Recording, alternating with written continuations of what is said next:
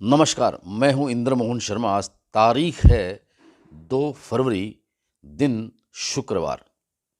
आप देख रहे हैं परत दर परत व्यूज चैनल का विश्लेषण कार्यक्रम।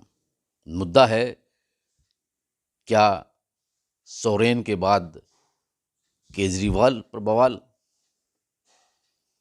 आपको बता दें कि झारखंड के सीएम पद पर रहे हेमंत सोरेन को ईडी ने गिरफ्तार कर लिया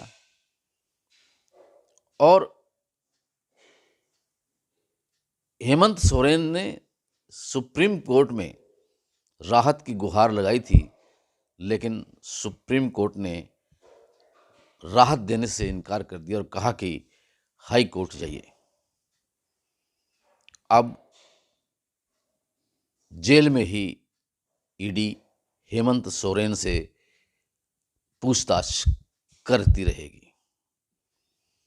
और इधर दिल्ली के सीएम और आम आदमी पार्टी के सुप्रीमो अरविंद केजरीवाल पर भी ईडी की गिरफ्तारी की तलवार लटक रही है। ईडी ने 5वीं बार समन भेजा केजरीवाल को पूछताछ के लिए, पेश होने के लिए कि 2 फरवरी को आप ईडी कार्यालय में आइए, लेकिन केजरीवाल ने उस समन को ठुकरा दिया और यह कहा कि ये समन गैर कानूनी है, वो ईडी के ऑफिस में नहीं गए। अब सवाल उठता है कि क्या हेमंत सोरेन की तरह केजरीवाल भी जेल जाएंगे? हेमंत सोरेन ने भी ईडी के समन को इनकार किया था, लेकिन उसके बाद ईडी ने उनको गिरफ्तार कर लिया 8-9 समन भेजने के बाद। अब केजरीवाल को 5वां समन जा चुका है और आज 2 फरवरी को ईडी ने उनको बुलाया था पूछताछ के लिए शराब घोटाले के मामले में। लेकिन केजरीवाल शुरू से ही एक रट लगाए हुए हैं कि वो जो समन भेजे जा रहे हैं उनको, वो गैर कानूनी हैं और किस हैसियत से ईडी उनको समन भेज रही है, कि क्या वो आरोपी हैं, क्या वो गवाह बनाना चाहती है उनको, या उनके पास कोई बरामदगी हुई है। तो ईडी ने उन सवालों का जवाब केजरीवाल को नहीं दिया जो सवाल केजरीवाल के वकीलों ने पूछे थे समन के जवाब में। अब सवाल ये उठता है कि क्या केजरीवाल भी गिरफ्तार होंगे? लोकसभा चुनाव सिर पे है और ईडी की तलवार विपक्षी दलों के कई नेताओं पर लटक रही है। तो ऐसे में सवाल ये भी उठता है कि क्या विपक्षी दलों का गठबंधन INDIA एकजुट रह पाएगा? तो इन सब सवालों का जवाब जानने से पहले, अगर आपने ये परत दर परत चैनल अभी तक सब्सक्राइब नहीं किया है तो सब्सक्राइब जरूर कर लीजिए। बेल आइकन के बटन को ऑल करके क्लिक कर दीजिए, ताकि जब भी किसी महत्वपूर्ण मुद्दों पर हम कोई शो करें, वीडियो बनाकर उसको YouTube पे अपलोड करें, तो उसका नोटिफिकेशन आप तक पहुंच जाए और आप उसे देख सकें। अरविंद केजरीवाल ने साफ तौर से कहा है कि वो एक ईमानदार हैं और उन पर किसी भी तरह का कोई आरोप नहीं है, कोई सबूत नहीं है। उनकी ईमानदारी को ही ख़त्म करने के लिए बीजेपी के इशारे पर ईडी गैर कानूनी तरीके से समन पर समन भेजे जा रही है। उन्होंने कहा कि वो गिरफ्तारी से नहीं डरते हैं। लेकिन इस बीच नई दिल्ली में आम आदमी पार्टी के कार्यकर्ताओं ने और नेताओं ने जमकर बवाल किया, उनने प्रदर्शन किया। हालांकि उस प्रदर्शन का जो कारण बताया गया है वो चंडीगढ़ में जो मेयर के चुनाव हुए हैं जिनमें बीजेपी जीत गई है, उस चुनाव को गलत प्रैक्टिस बीजेपी की ओर से करने के आरोप लगाते हुए प्रदर्शन किया गया। और उस प्रदर्शन में पंजाब के सीएम भगवंत मान भी थे। लेकिन दिल्ली की पुलिस और पैरामिलिट्री फोर्स ने उन प्रदर्शनकारी कार्यकर्ताओं को प्रदर्शन करने से रोक दिया, आगे नहीं बढ़ने दिया। तो केजरीवाल कहते हैं कि कब तक इस तरह से बीजेपी के इशारे पर ईडी गलत तरीके से काम करती रहेगी और कब तक बीजेपी आम आदमी पार्टी के नेताओं और कार्यकर्ताओं को दबाती रहेगी, हम दबने वाले नहीं हैं। आपको ये भी बता दें कि आम आदमी पार्टी के 3 बड़े नेता, जिनमें दिल्ली के उप मुख्यमंत्री रहे मनीष सिसोदिया और केजरीवाल के मंत्रिमंडल में मंत्री रहे सत्येंद्र जैन और आम आदमी पार्टी के राज्यसभा सांसद संजय सिंह भी शराब घोटाले और मनी लॉन्ड्रिंग के मामले में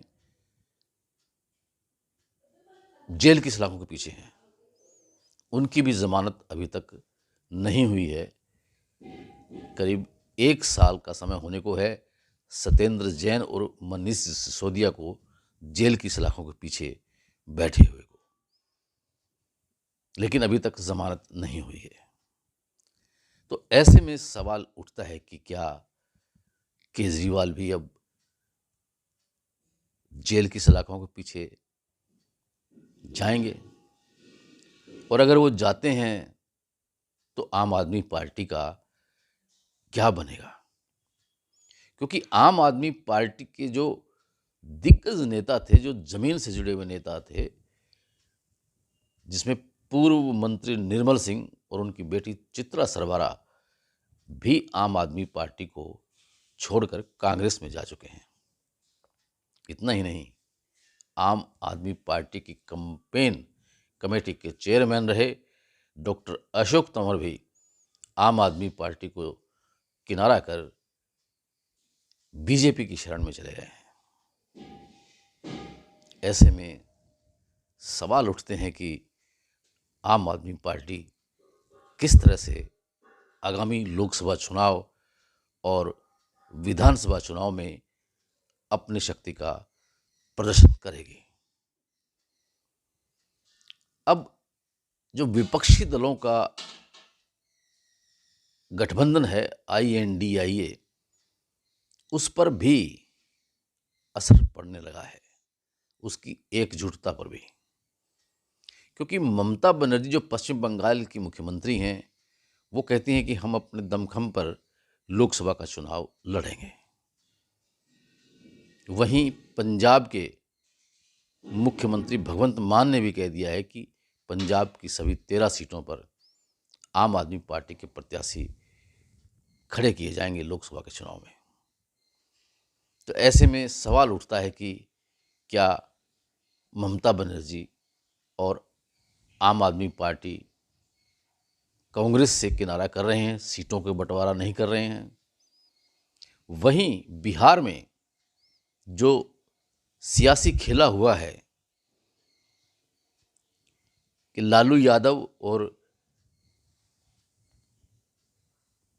बिहार के जो सीएम हैं नीतीश कुमार, उनके बीच दरार पड़ गई है उनके राजनीतिक रिश्तों में, और वो गठबंधन जो JDU और RJD का था वो टूट गया और बीजेपी की मदद से नीतीश कुमार फिर से बिहार के मुख्यमंत्री बन गए।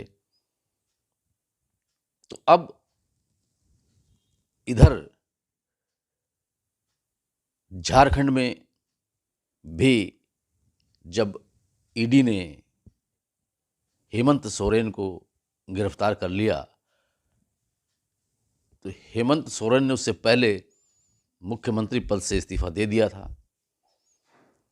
और चंपई सोरेन को विधायक दल का नेता चुन लिया गया था।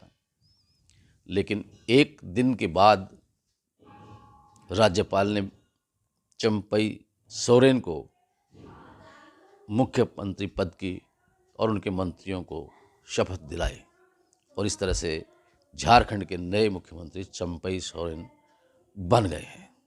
हालांकि बीजेपी ने कोशिश की थी कि झारखंड में भी बिहार की तरह से ऐसा सियासी खेला कर दिया जाए कि झारखंड मुक्ति मोर्चा की सरकार फिर से न बने, लेकिन बीजेपी यहाँ गच्चा खा गई, वो ऐसा नहीं कर सकी है।